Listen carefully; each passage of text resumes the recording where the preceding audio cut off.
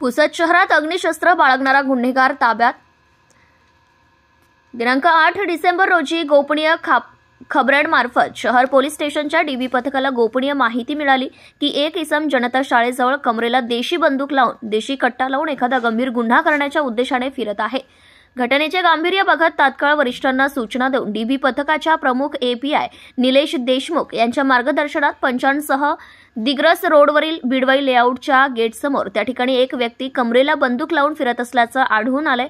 त्याला जागीच जेरबंद करत त्याची अधिक विचारपूस केली असता सुदर्शन उर्फ सोड्या बबनराव देशमुख वय 25 वर्ष राहणार वरुड हल्ली मुक्काम गडदे लेआउट विटाळा वार्ड पुसद यांच्या अंगझडतीमध्ये देशी बनावटीची गावठी रिव्हॉल्वर त्यामध्ये एक जिवंत काडतूस त्याच्या पॅन्टमध्ये कमरेला घुसून आढळून आली। रिव्हॉल्वर व जिवंत काडतुसाची अंदाजे किंमत 20,500 रुपयांचा मुद्देमाल जप्त करण्यात आलाय। या प्रकरणात पोलिसांनी गुन्हा दाखल केला आहे। प्रतिनिधी रवी कोल्हे।